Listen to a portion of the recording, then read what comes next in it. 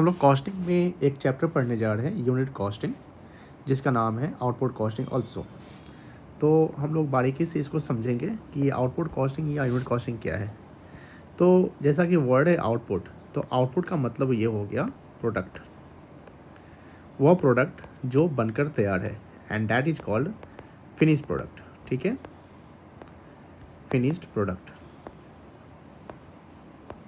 तो unit costing का मतलब ये हुआ कि एक मैन्युफैक्चरिंग एंटिटी जब प्रोडक्ट बनाती है, तो मैन्युफैक्चरिंग एंटिटी जो प्रोडक्ट बनाती है वो बल्क में बनाती है, और बल्क में बनाती है, लेकिन मार्केट जब हम सेल करते हैं या हमें एक प्रोडक्ट का कॉस्ट निकालना होता है, तो यूनिट पर यूनिट कॉस्ट निकालना पड़ता है कि एक प्रोडक्ट का क्या कॉस्ट है। तो एक प्रोडक्ट के कॉस्ट को निकालने के लिए हम क्या करते हैं कि जो टोटल प्रोडक्ट कॉस्ट आया है वो लेंगे, और टोटल प्रोडक्ट कॉस्ट में कितना यूनिट्स बन गया है उससे डिवाइड करेंगे, तो मेरा यूनिट कॉस्ट आ जाएगा। तो थ्योरेटिकली इसको समझेंगे। यूनिट और output costing is the method of costing in which costs are ascertained per unit of a single product in a continuous manufacturing activity. Per unit cost is calculated by dividing the total production cost by number of unit produced. तो यहाँ पर ध्यान रखेंगे, number of unit produce की बात कर रहा है ये, जो प्रोडक्ट हमारा बन चुका है। आगे है कि this method is also known as the single costing. This method is known as the single costing as well as industry adopting this method manufacture in most cases a single variety of product is produced. अब जब हम product output costing निकालते हैं तो हमें बहुत सारी चीज़ें कैलकुलेट करने पड़ते हैं। उसमें मोस्ट इंपॉर्टेंट है मटेरियल कंज्यूम। ये मटेरियल कंज्यूम क्या है? तो हम ये कह सकते हैं कि जो मटेरियल होता है तो वो रॉ फॉर्म में होता है। रॉ मतलब कच्चा सामान, और वो प्रोडक्ट जो हो जाए वो जो रॉ मटेरियल्स है वो मशीन में जाता है, और मशीन में क्या होता है, प्रोसेसिंग होता है, और प्रोसेसिंग होके वह एक फिनिश प्रोडक्ट का रूप लेते हैं।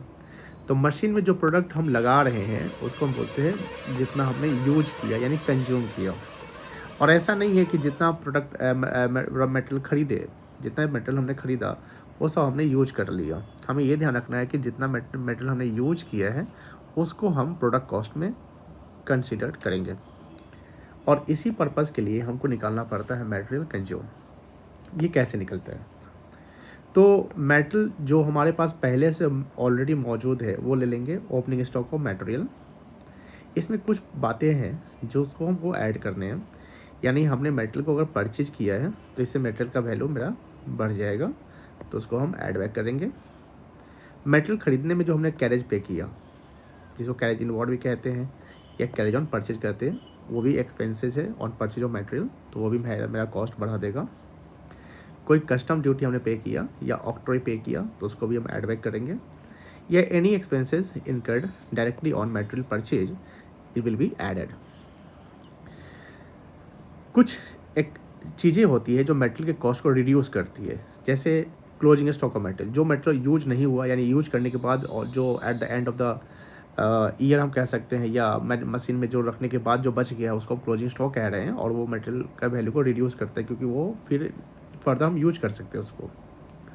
या कुछ मेटल को हमने बेचा, तो बेचने में हमें सेल वैल्यू नहीं लेना है, हमें हमेशा ध्यान रखना है कि मेटल के कॉस्ट को हम कंसिडर करेंगे।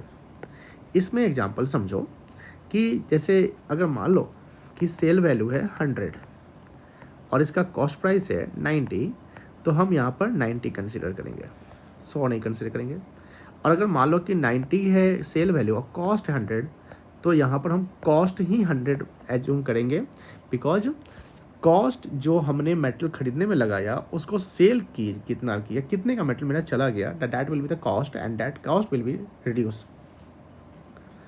उसी प्रकार कोई वेस्टेज अगर हो रहा है तो वो मेटल कंज्यूम में नहीं जा रहा है, माइनस कर लिया जाएगा। कोई भी एबनॉर्मल वेस्टेजेस है वो माइनस कर लेंगे। कोई भी डिफेक्टिव है जो हमने सप्लायर को रिटर्न कर दिया है वो माइनस कर लेंगे। कोई भी एबनॉर्मल वेस्टेज मटेरियल का है वो माइनस करेंगे, एंड कोई अदर जॉब या अदर ब्रांच को हम ट्रांसफ़र कर रहे हैं तो वो माइनस करेंगे, बिकॉज ये हमारे मेटल कंज्यूम को रिड्यूस करता है। ये करने के बाद में रिजल्ट आएगा मटेरियल कंज्यूम।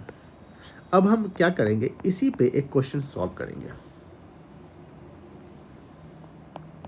यहाँ पर क्वेश्चन ले लेते हैं।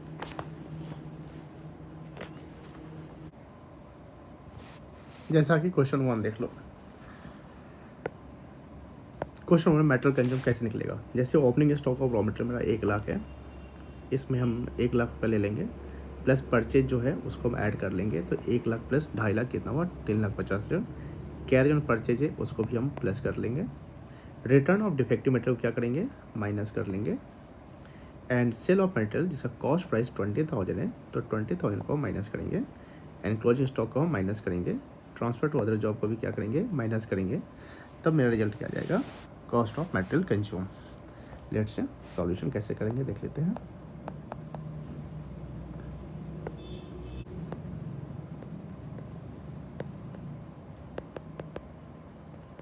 Cost of material consumed.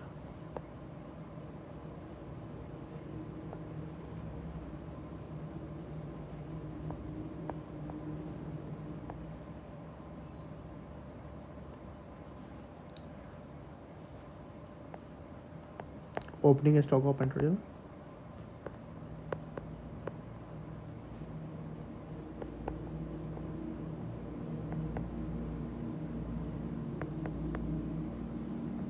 ये है हमारा 1 lakh rupees, I think yes.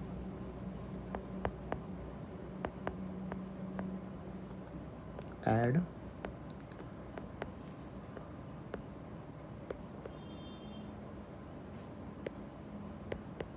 Purchase of raw material,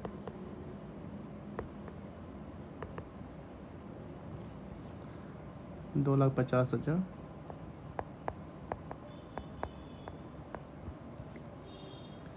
add carriage on purchase of material,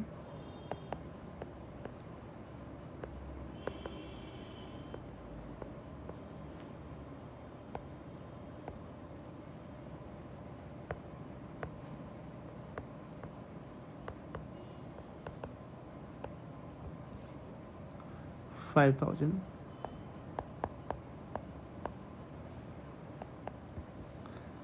and less कर लेंगे उसके बाद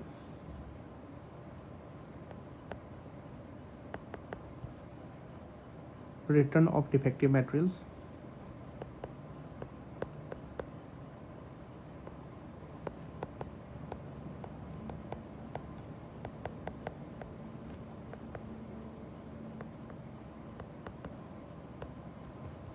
रिटर्न ऑफ डिफेक्ट मटेरियल्स हमारा है 25,000।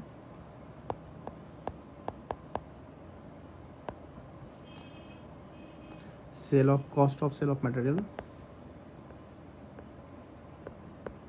Cost of sale of materials 20,000।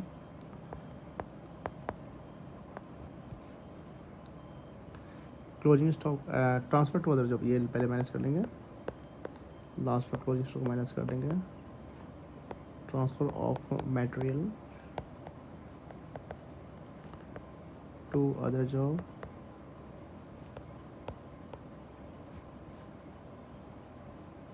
$5,000।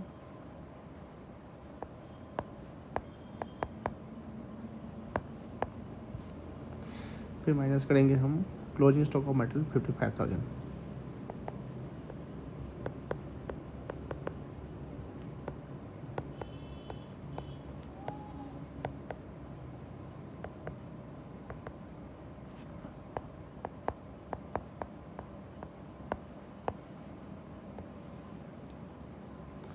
ये हमारा वैल्यू आ जाएगा 2,50,000। 2,50,000 से इसका मेटल कंज्यूम हो जाएगा। तो हम लोग यहाँ लिख देंगे cost of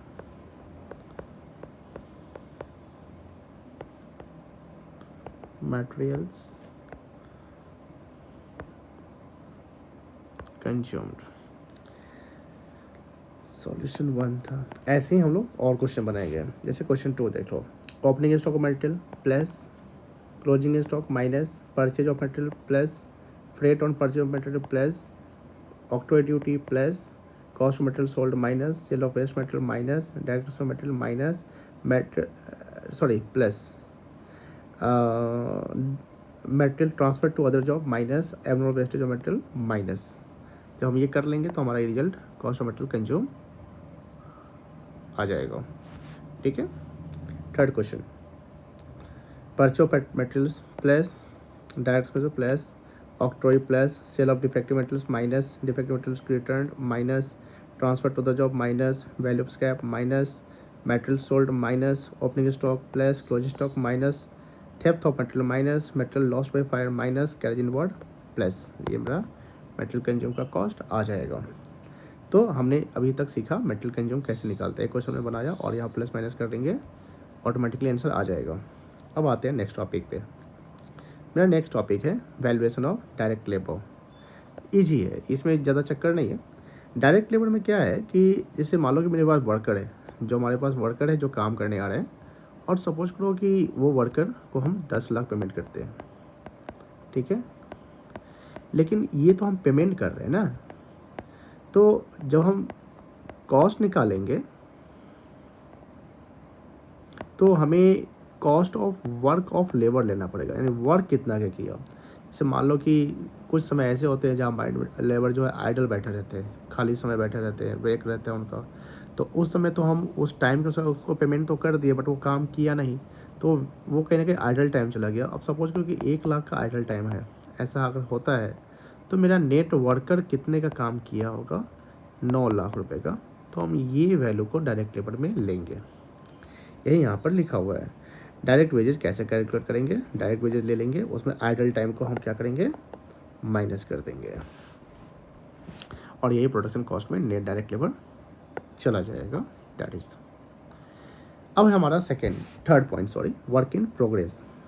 work in progress को हम ये भी कर सकते हैं, वह प्रोडक्ट जो इनकम्प्लीट पोजीशन पे है या पार्शियली कंप्लीट, यानी फुल कंप्लीट से पहले का पोजीशन जो होता है उसको हम बोलते हैं work in progress.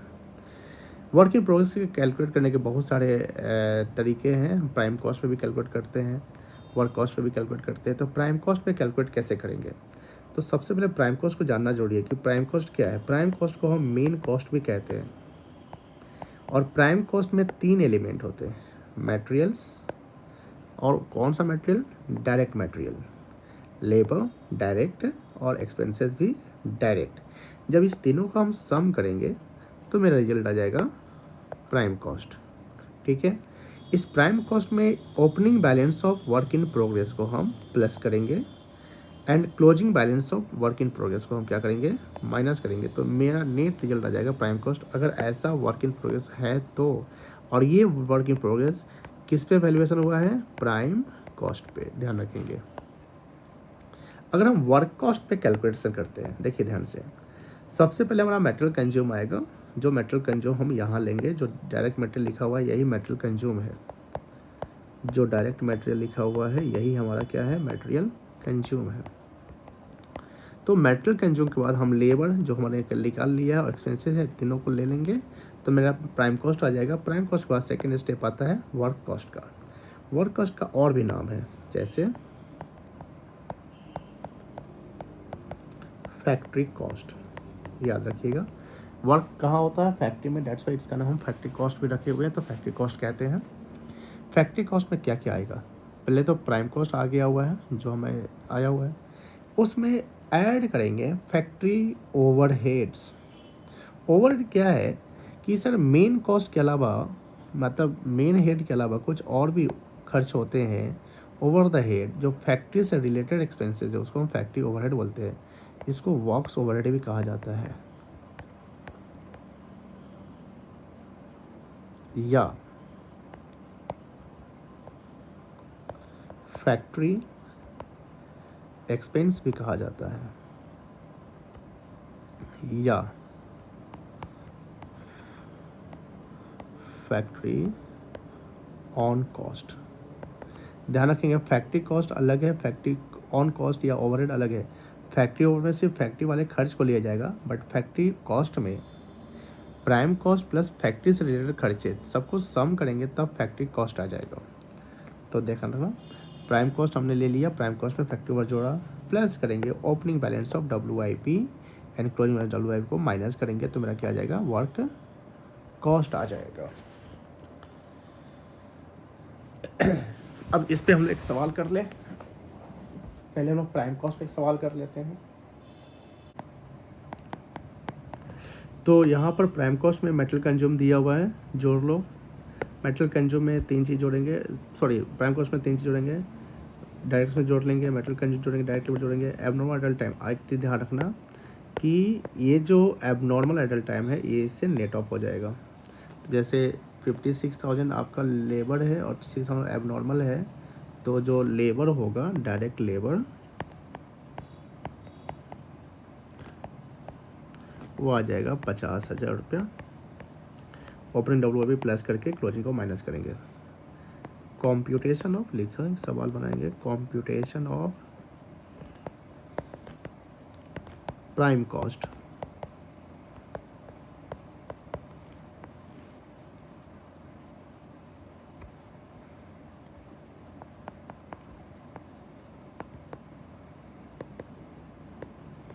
Metal consumed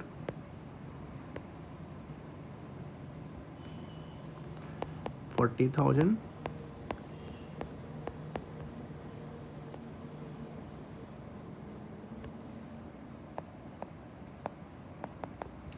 add direct expenses या डायरेक्ट लेबर ले लो पहले, 56,000 minus 6,000 50,000 add direct expenses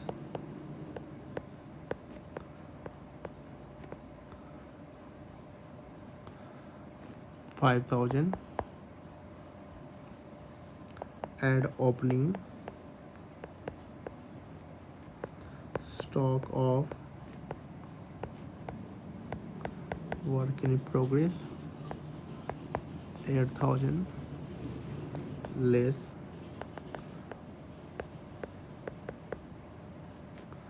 closing stock of work in progress 6,000। 90 40 50 90 5 95 95 8 1,03,000 minus 6,000 97,000।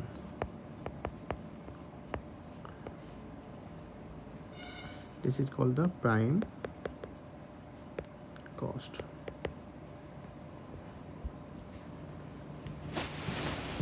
अब एक क्वेश्चन लिख लेते हैं हम लोग फैक्ट्री कॉस्ट निकालने के लिए। Compute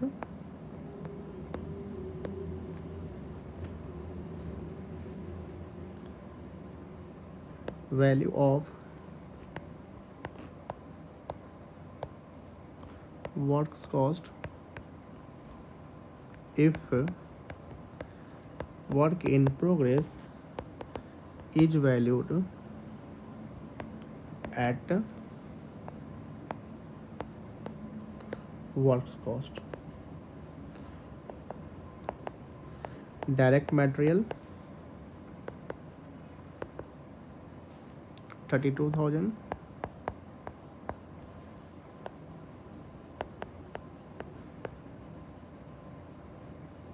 direct labor 52,000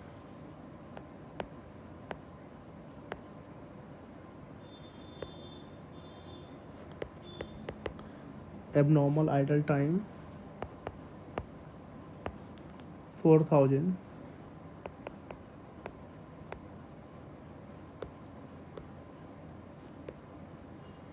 factory overhead 20,000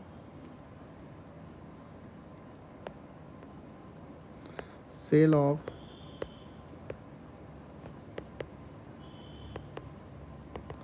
scrap materials 2,000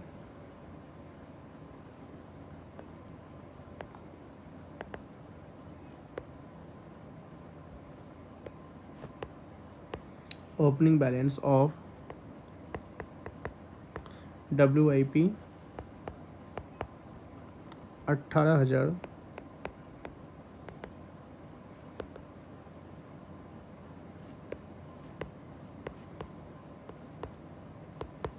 closing balance of WIP 8,000।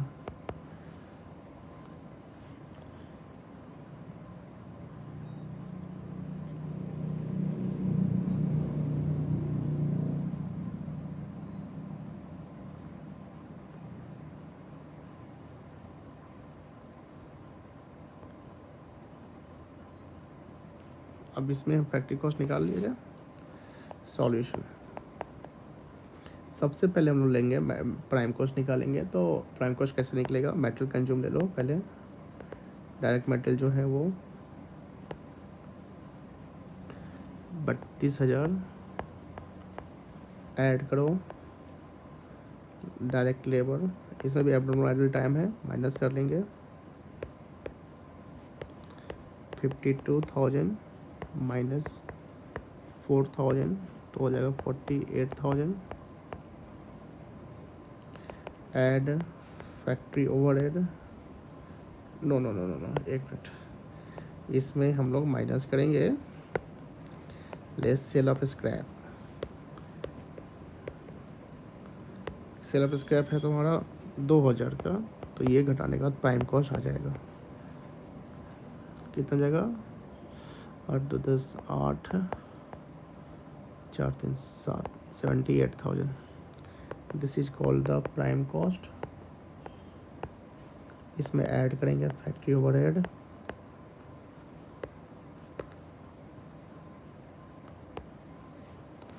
$20,000 and add करेंगे ओपनिंग बैलेंस ऑफ WIP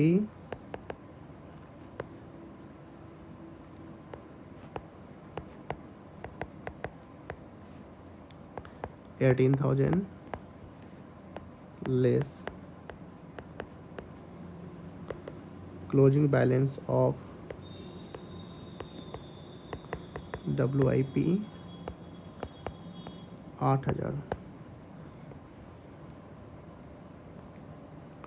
ये घटा कर कितना आ जाएगा, 70 20 90, 1,08,000 रुपये। ये आ गया आपका फैक्ट्री कॉस्ट।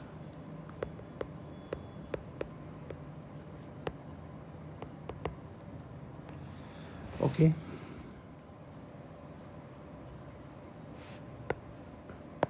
नेक्स्ट जो हमारा टॉपिक है वो है valuation of cost of production, very important.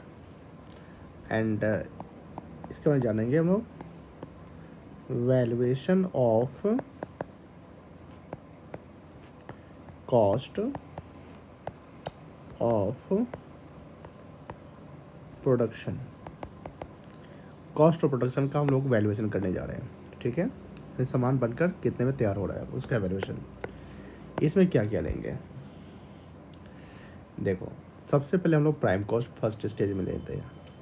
तो प्राइम कॉस्ट के लिए हमारा क्या क्या था, याद होगा, डायरेक्ट मटेरियल्स,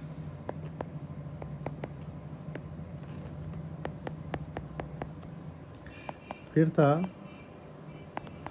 डायरेक्ट लेबर,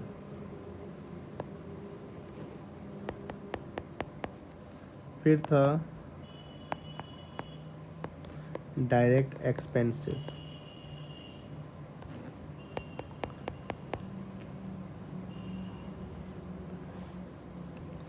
ये तीनों हम जब कर लेंगे तो आ जाएगा प्राइम कॉस्ट। इसमें ऐड कर लेते हैं हम लोग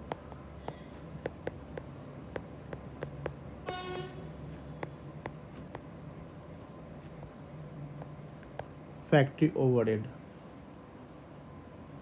ठीक है। इसमें और ऐड करेंगे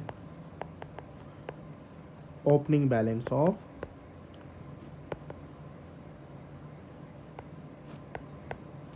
वर्क इन प्रोग्रेस, लेस कर लेंगे closing balance of work in progress, अगर स्क्रैप वगैरह है तो वो माइनस कर लेंगे। लेस सेल ऑफ स्क्रैप, इसको रेसिड्यू भी कहते हैं।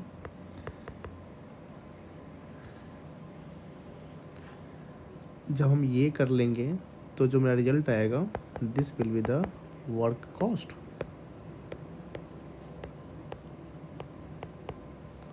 और इसमें ऐड करेंगे office overhead, office and administrative overhead.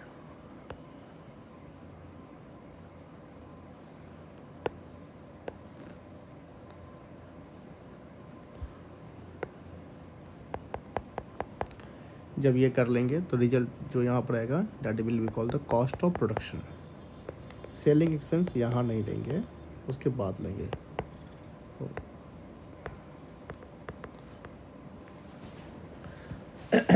This will be the cost of production.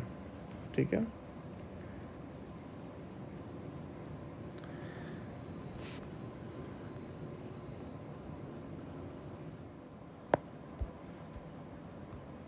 Next हमारा रहेगा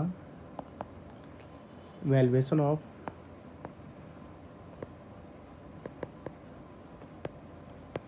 cost of goods sold, COGS।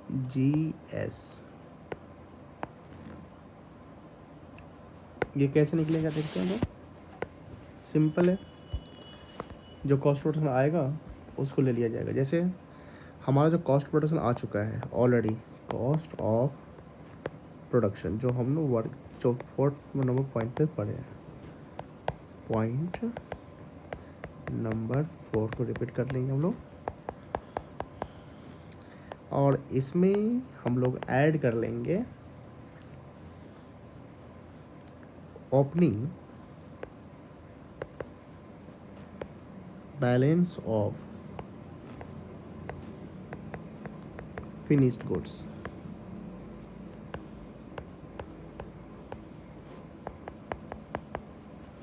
Less कर लेंगे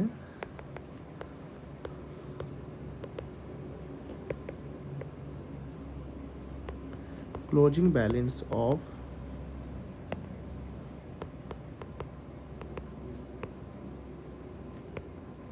finished goods.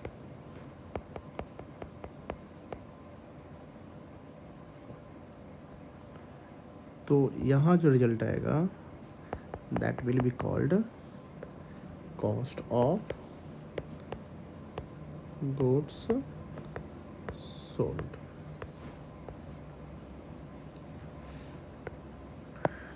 Six number point जो हमारा होगा वह है कॉस्ट ऑफ सेल्स निकालने का।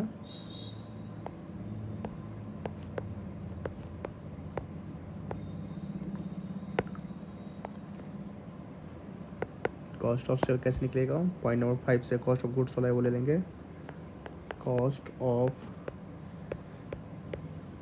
गुड्स सोल्ड,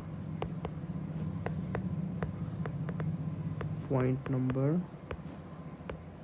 5, एंड इसमें ऐड करेंगे सेलिंग एंड डिस्ट्रीब्यूशन एक्सपेंसेस।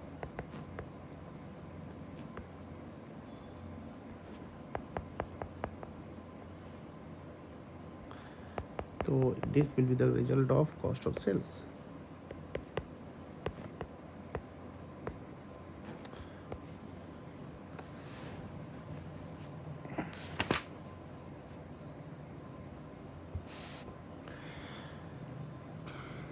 कुछ हम लोग एग्जाम्पल सीखेंगे जहाँ पर फैक्ट्री एक्सपेंसेस क्या क्या आ सकते हैं, ऑफिस एक्सपेंसेस क्या क्या आ सकते हैं, और सेलिंग एंड डिस्ट्रीब्यूशन एक्सपेंसेस क्या क्या आ सकते हैं। तो एग्जांपल्स ऑफ फैक्ट्री ओवरहेड और फैक्ट्री एक्सपेंसेस। ये जानना जरूरी है।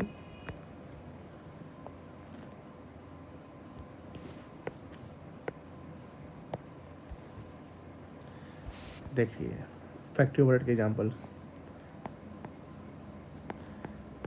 Indirect wages,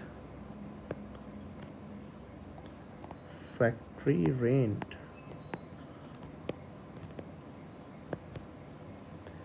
repairs of machinery,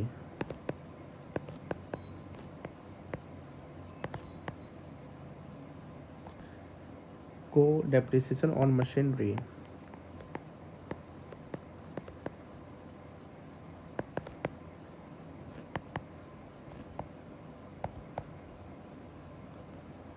coal, gas and water,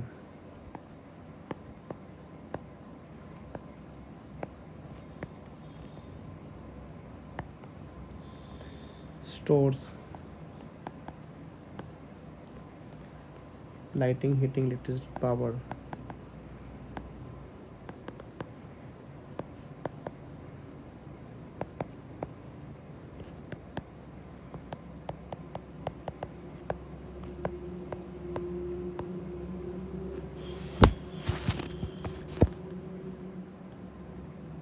salary of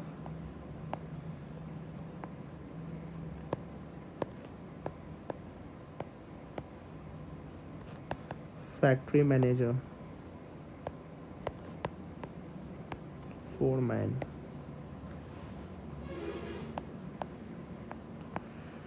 factory insurance,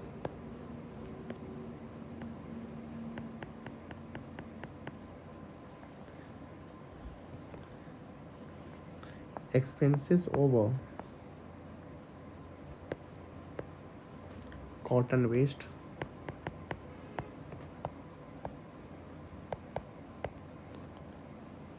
lubricating,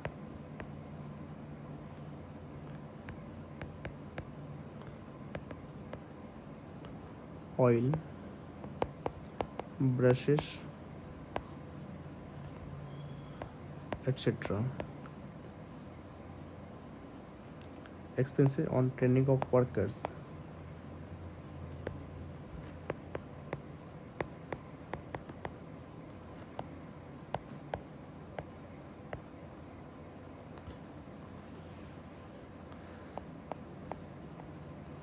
loose tools consumed,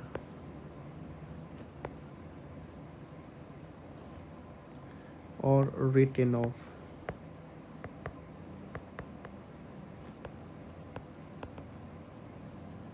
works stationery, यानी कोई भी खर्चा जो फैक्ट्री से रिलेटेड है वो फैक्ट्री एक्सपेंस में आ चला जाएगा।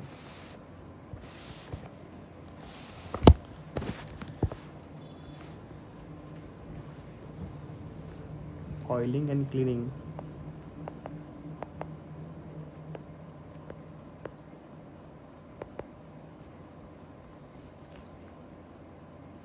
Drawing office salaries,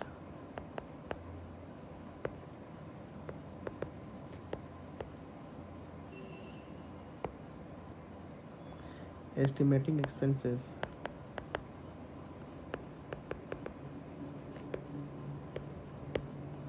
haulage,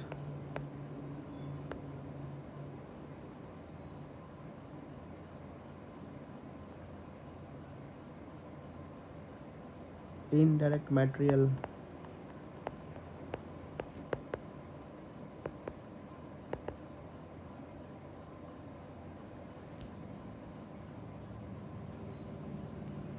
internal transport expenses,